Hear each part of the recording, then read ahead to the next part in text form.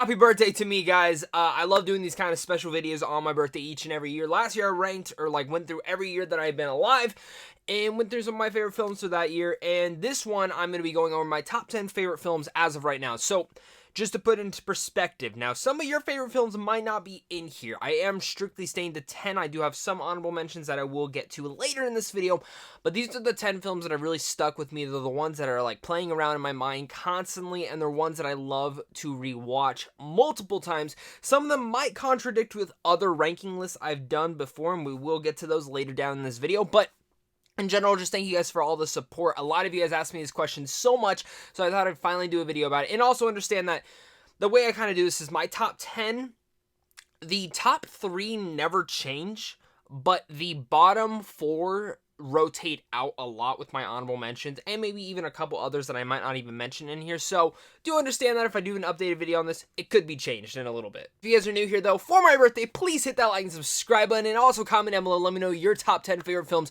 of all time and what they are. I'm so happy to do this video finally. So without further ado, let's get started. Down on my number 10 is going to be Terminator 2. Now, the thing about T2 is it's just always stuck with me.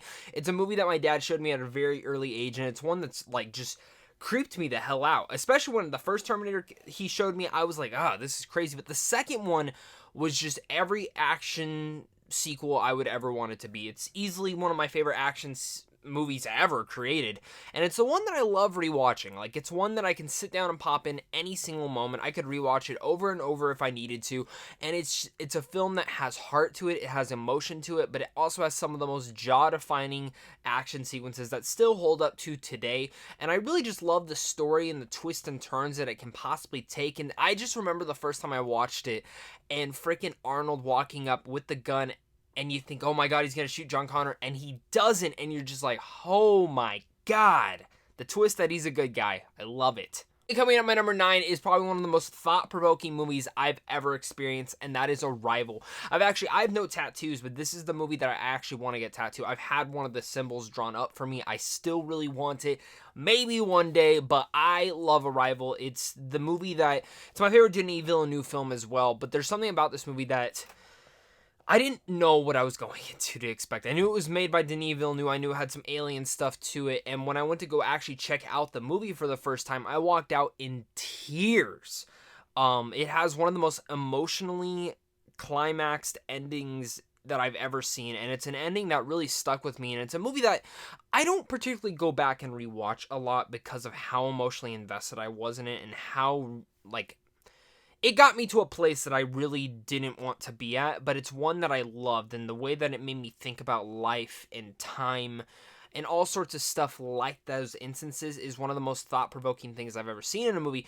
And also I love how, like, I would fully believe that if aliens were to come to our Earth, this is the way that we would take it. I think Amy Adams should have been nominated for this film. I think Jeremy Renner was also incredible, but really Denis Villeneuve steals the show, and the fact that this film did not win that many awards is absolutely a travesty. Literally recommend this to any single person, and I would be shocked if you didn't feel the same way. Coming in at my number 8 is one of the most rewatched movies I've ever watched, and that is Deadpool. So here's one of the first contradicting things in this list. I do not think, if you look at my top 10 comic book films of all time, this would not be in my top 4. I think it's top 5 for sure, but not top 4. For me, though, Deadpool is the most rewatchable comic book film for me. I've seen this film so many times, and going to the theaters to watch this movie, when it was first out, I probably saw this movie 4 times opening weekend, and then every single weekend after that, I at least saw it once or twice, and I just loved it. It got to the point that my grandmother, her boyfriend at the time, actually wanted to get me a bootleg of the movie because he was like, I'm tired of you spending the money. I'm like, I don't care. I want to support the movie. I want to see it in theaters as many times as I can, and the original Deadpool is not just hilarious and also has some excellent action sequences. The thing that I loved about it is the romantic comedy element of it, which I'm a sucker for romantic comedies, and I actually include this as a romantic comedy. Think about it, that relationship between Vanessa and Wade is just so charming, and it's easily one of the best relationships in any sort of comic book film that we've ever seen. They make you truly care about it, because if that doesn't work, then I feel like the rest of the story doesn't work, and especially progressing to Deadpool 2, which I'm not the biggest fan of. I still think that story works a little bit better in there because of all the progression it already done for these characters.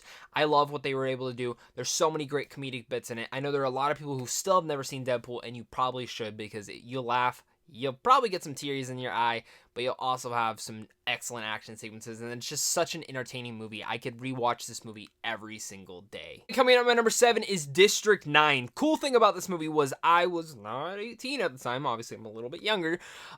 District 9 was a movie I was so looking forward to. I love alien films, and when I saw the trailers for this, I said, I must see that. And I even told my dad, I'm like, I really want to see it. I kept talking to my parents, I really want to see it. I really want to see it. And I remember my dad surprised me and took me, I think he took me out of school maybe, to go and see it Friday day.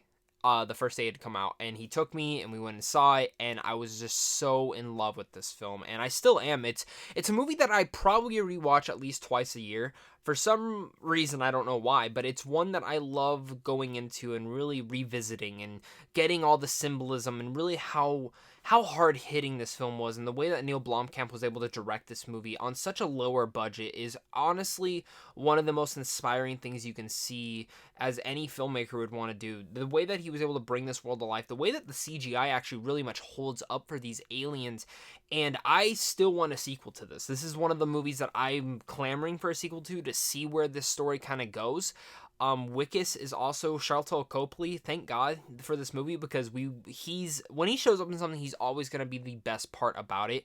And District 9, he's just such a subtle performance that really grows into something different. And again, this is a movie that speaks to so many different levels while at the same time being very entertaining. And one for little old Zach who got to see this movie, I loved it. And I just love revisiting it, and I love kind of diving into it more. And I love the sci-fi world that Neil Blomkamp was able to create. And I'm actually in the minority. I like every film he's made. I don't think any of them are up to the same standard of District 9, but I'm looking forward to whatever he does next. Coming in at my number 6 is going to be The Town. Now, if you're new to this channel, you probably don't know this. I love bank heist movies, and maybe a lot of you will be like, well, The Town isn't the best one. For me, it is. I love The Town. It has every element that I loved, and this is Ben Affleck's directing. It's his acting. You know, I'm a major fan of Gone Baby Gone, but The Town I thought was like the next step forward. And there's just something about this film, the crime elements in it, that really gravitate me. It's a movie that, again, I love revisiting. I'm obsessed with these bank heist films. I don't know why. The sequences of the heist are just really gravitating and really enthralling and keep you on the edge of your seat, especially when they're in the nun's mask and he goes like this to the cop. Very, very clamoring. It's just such a unique film. I know there are a couple things with the Boston accents with certain characters that not everyone believes in, but for me, I always do. Jeremy Renner is like superb in here, and Ben Affleck. I mean, like I've mentioned, I love him. He's one of my favorite actors and directors right now. I've loved every single directing effort he's done, and I think The Town is probably his best. I was actually shocked to see that this film didn't get more garner at the Oscar nominations because of how well done and how well directed it was. It's just a movie that really always keeps me on the edge of my seat, and it's one that feels so real in its manner and the way that it was taken about, that it feels like you are truly with these characters, and you really feel for Ben Affleck's struggle of wanting to get out of this crime, and I love it. Especially the ending. I love the ending. Before I get to my top 5, guys, I told you guys I did have some honorable mentions that I wanted to discuss, so going through them, I have The Iron Giant, La La Land, Spirited Away, Ex Machina, Catch Me If You Can, Army of Darkness, and of course, The Incredibles. These are all movies that really kind of stick around in my mind, always play around, and I love mentioning them. And of course, again, if you're new here, hit that like and subscribe button. It's my birthday! That was very awkward. Make sure to comment down below. Let me know your guys' top 10 as well. Head on over to Sandwich on Films for all your early movie advanced screenings once movies finally start coming back into the theaters. And of course, guys, just as well, a big thank you to you and a big thank you to my Patreon supporters, because without you, I wouldn't be able to do this. And the best gift I always get is being able to interact with all of you guys. So thank you so much for all the support. It really means a lot. Coming in at my number 5 is going to be Pulp Fiction. Now, this is probably the other contradicting thing that I've mentioned on this list. So I don't think this is Tarantino's best film. When I rank his movies, my favorite would probably be, no, not my favorite, but in general, the best one for me from him is Django Unchained. But for me, Pulp Fiction is one of my favorite films of all time. It's one that really got me into filmmaking in general. And the funny story on this one, I don't know if I've ever told this on this channel. So the first time I ever saw Pulp Fiction was on TV, where they had edited out a bunch of stuff. So the movie was like only an hour, it was way short. It was way shorter than the original one, but they edited a lot of stuff. And we watched it, and I was like, oh, this is really good. I love this. So then my mom bought me it, and I remember watching it like a couple years later, and oh my god, there was a lot of stuff that I did not see. And especially the Gimp scene, that one, I was like, oh, I don't know if I should be watching this. But I love Pulp Fiction. I love everything that it kind of goes about. I love the intertwining storylines. I love the performances in here. Uma Thurman is just superb. The whole dancing sequence, everything with her and John Travolta, easily my favorite parts about this story. But there's just something about Pulp Fiction that really always gravitates me to it. It's one of the most rewatchable films I can possibly get to. I think it's Tarantino's easily his best script yet. And I think it's a movie that settles down into this time period, brings it to life, and also brings these characters to life in such a unique manner that is unlike anything else you've seen in any other film. And it's so rare when a film like Pulp Fiction's unconventional storylines work and its narrative, and it did. And when other films try to do it, it doesn't work. And Pulp Fiction was just shaken, put into a bottle, and somehow Tarantino made it work, and that just shows why he's such a great writer and such a great director. Coming up, my number 4 is Inception, one of the coolest experiences I've ever had in the theater. I love Inception. It's a movie that really plays with your mind. It's one that I can easily rewatch any single time. It has some of the greatest action sequences, especially the one with Joseph Gordon-Levitt. It's one that really is mind-boggling, no pun intended. But for me, this is my favorite Christopher Nolan film as well. I think for this, it's just one that Nolan shows why he's one of the best directors working today, why he's one of the most unique directors working today, whether it's this, Interstellar, Dunkirk, the whole Dark Knight trilogy, and especially with Tenet coming out later this year. I have a feeling that Tenet could easily take this top 10 spot if it's just as good. But that's a big thing, and obviously going to take a couple years and a lot of rewatches to kind of get through, because Inception I've seen so many times. I remember my grandma took me to see it, and we were just blown away by the movie-going experience from that she wanted to go see it again. And that takes a lot for her to be like, hey, I want to go see a movie again. And we did, and I saw this movie 3 times in theaters, and I just couldn't get enough of it. I want to see it again. I hope they do a Christopher Nolan marathon type thing in theaters. I would love to go to that and actually get to see every single one of his films in the theaters. I don't know if they will. Some states might. You probably should. If they do that, you should definitely go check it out, because if you've ever missed any of his films in theaters, yeah, you need to go see him, because Inception is just a beauty. It's mind-boggling, and it's perfection. Coming up, my number 3. Now, like I said, my top 3 rarely ever changes, but my number 3 is going to be Raiders of the Lost Ark. I'm such a big fan of Indiana Jones, and while I enjoy the other ones a lot, I always go and gravitate Raiders of the Lost Ark. I will rewatch this film every day if I needed to. If I was stranded on an island and I could only watch one movie, Raiders could be that one. It's one that I'm obsessed with the character of Indiana Jones. I'm obsessed with the way that Han Solo portrays him. I'm obsessed with these adventure movies because I've always wanted to go on an adventure like this. And Indiana Jones just strikes all the marks for what a perfect adventure film should be. It also has one of my favorite scores of all time from John Williams, and it's one that I really like. If I could pick one theme to be my song for going about in life, it would be the Indy's theme from Raiders of the Lost Ark. It's just perfection. It's so entertaining, and it really is just, it makes you feel like you're there, and I love it. I love it so much. At my number 2, now this one's kind of a cheat. It's all the Toy Story films, but if I had to pick one, I'd choose the first one.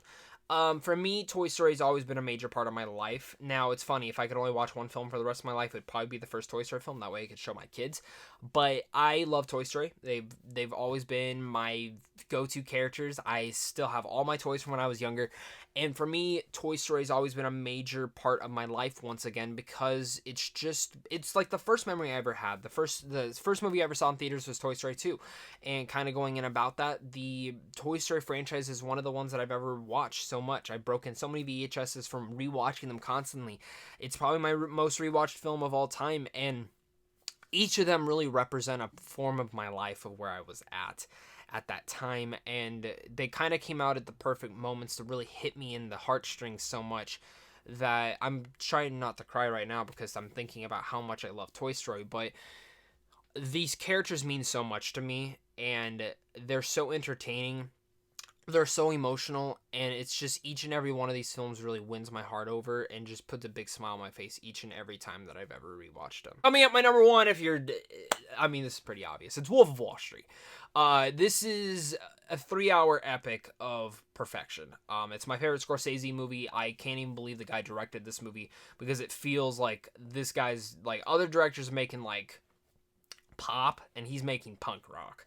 This movie's badass. It's awesome, and in a sense, I love the way that he tells Jordan Belfort's story because it doesn't advocate for any of it. It feels like you are just watching this guy's life get torn to pieces, but it's also kind of motivating in some ways, and that's in not the bad ways either.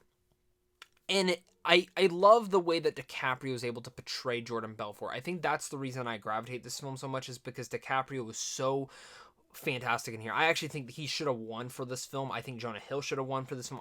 The year this film came out, I was shocked it didn't win, like, really anything. It deserved almost every single nomination. It deserved all the wins, and some people like to complain about the runtime. I don't even feel those 3 hours. It flies by like that. There was a point in time where I used to watch this film like once a week. I can quote this film line for line for line. It's literally one of the best films I've ever seen, ever made, and it's personally my favorite film of all time because I just love rewatching it, and I love the story that is being told at hand. Wolf of Wall Street is incredible, and to announce something for you guys, I do plan on going back and actually reviewing every single one of my favorite films of all time. Obviously, I've already done the Toy Story films, but I do plan on doing every single one of these others. I'm planning to start a new kind of thing, and I wanted to actually announce it in this video. That is one of the things that I plan on doing, is actually going through and reviewing every single one of my favorite films of all time. I do plan on also doing a live stream soon, kind of going over maybe some other favorite films that I do want to tackle in there as well. The other thing I want to mention as well is I plan on doing a series called First Time Watches. Now, this could be for me, this could be for a friend. I have many friends who have never seen certain movies. I have a friend who's never seen any of the Indiana Jones films. I've had a friend who's never seen Inception. I have a friend who's never seen any Toy Story films. And there are a bunch of films that I've never seen, like Black Swan, is probably the biggest one that a lot of people always tell me to watch. I do plan on watching them. I have a series plan, especially with the next couple of months kind of being a little bit unknown for me and needing content. This is the way that I want to provide it for you guys. So if there's any films you guys have never heard me talk about, but you guys want to see, if I've already seen it and I want to talk about it, that's going to be the way I'm going to do it. I think it'll be a little bit fun to kind of do it in this way, and I'm excited to be at least discussing it with you guys and doing it in this type of light. I don't know exactly when these videos will start, though. I do have a bunch of other videos to kind of get through at the moment, but this was a video I wanted to announce all for you guys, and it's just all for you guys. So thank you guys again so much for all the support. You guys are seriously all the best. It means the world to me. So of course, guys, until next time, I hope to see you guys soon. I will have a safe birthday. I hope you guys are staying safe, washing your hands, and of course, until next time, stay classy.